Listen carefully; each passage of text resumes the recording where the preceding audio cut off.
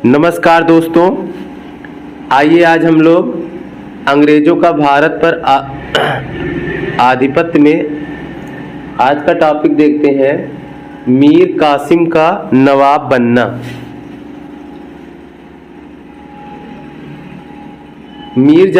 आप जानते हैं कि प्लासी के युद्ध के बाद अंग्रेजों ने मीर जाफर को गद्दी पे बैठाया था, लेकिन क्या हुआ, रॉबर्ट क्लाइव और कंपनी की जो मांग है मीर जाफर से वह दिन प्रतिदिन बढ़ती जा रही थी। एक समय ऐसा आया जब मीर जाफर कंपनी की मांगों को पूरा करने में असफल हो गया।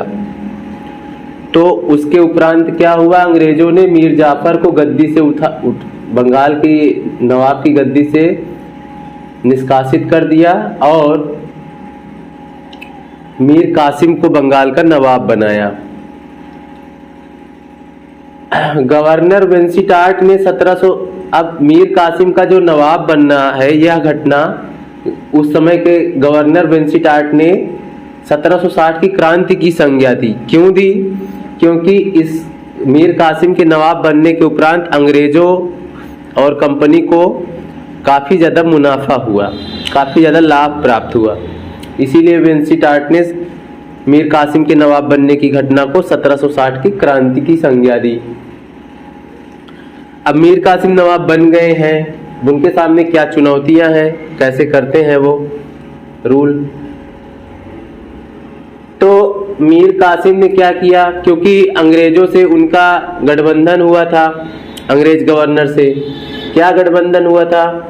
तो जब मीर कासिम बंगाल के नवाब बनते हैं, उस समय कार्यकारी गवर्नर हालवेल थे।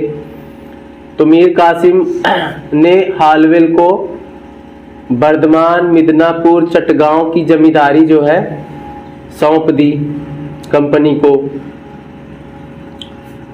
लेकिन मीर कासिम थोड़ा होशियार प्रवृत्ति का इंसान था।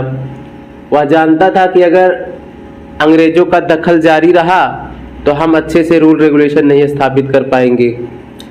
तो वह क्या करता है, जो अपनी राजधानी है मुर्शिदाबाद से मुंगेर शिफ्ट कर लेता है, ताकि वह अंग्रेजों से कुछ डिस्टेंस बन जाए और वहां पर वह अपना जो है नियम कानून स्थापित कर पाए अच्छे से।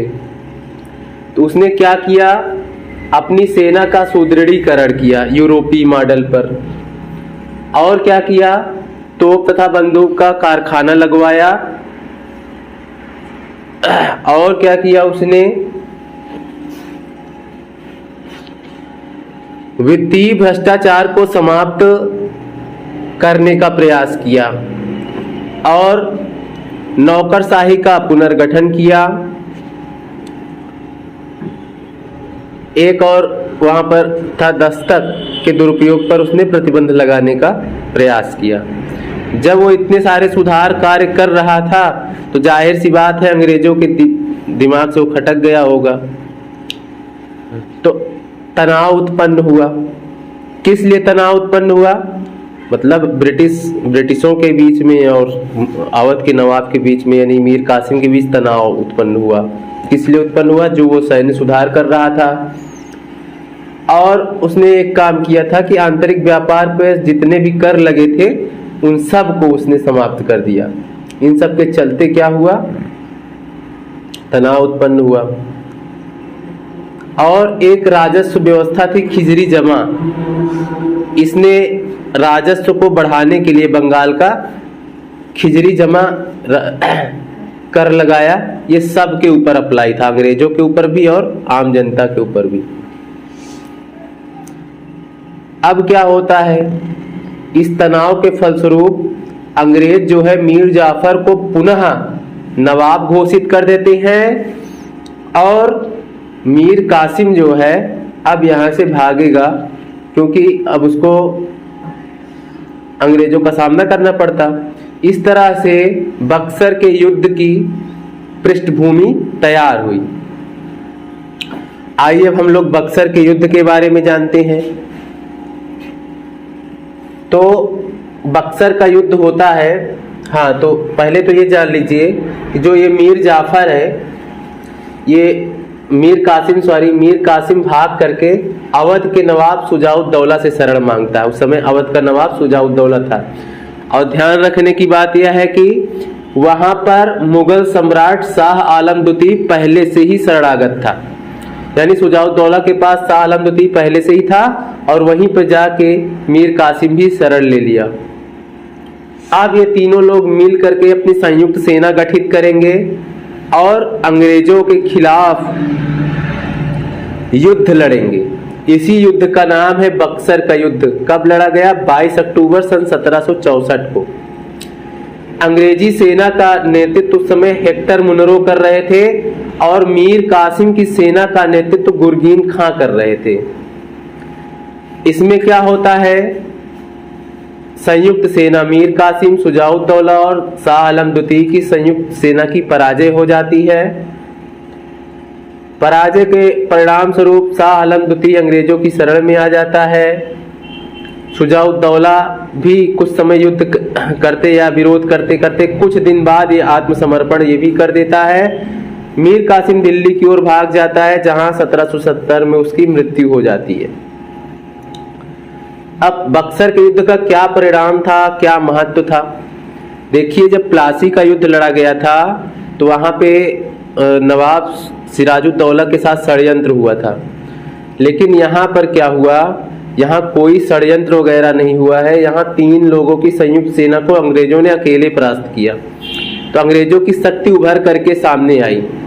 इस तरह से पूरे भारत में अंग्रेजों का शासन होगा, इसका चित्र प्रदर्शित हो गया। महत्व क्या हुआ?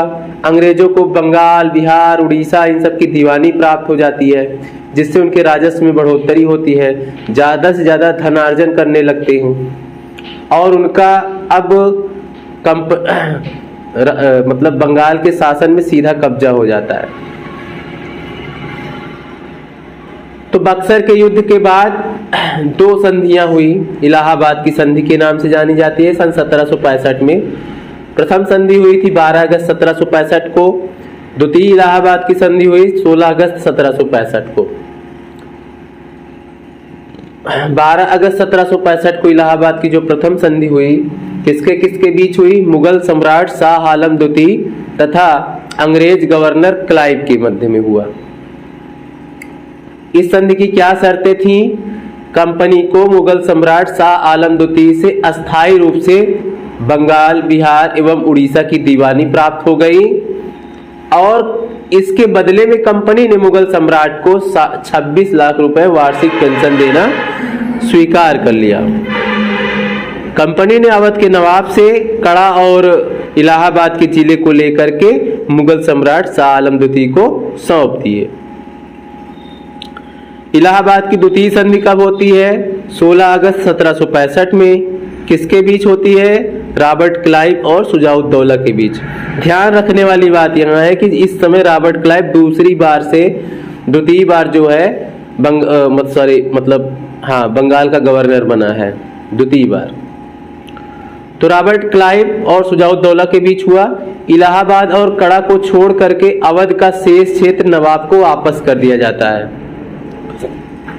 शुजाउद्दौला को वापस कर दिया गया। इलाहाबाद और कड़ा जो है शाह आलम द्वितीय को दे दिया गया था। इसके बदले क्या हुआ? नवाब द्वारा कंपनी को 50 लाख रुपए दिए जाने की बात स्वीकार की गई, यानी ये क्षतिपूर्ति थी जो युद्ध में क्षति हुई थी अंग्रेजों की, उसके क्षतिपूर्ति के रूप में 50 लाख रुपए हर्जाना लिया उन्होंने। और अंग्रेजों ने क्या किया है? नवाब के ही खर्च पर एक अंग्रेजी सेना अवध में रखा।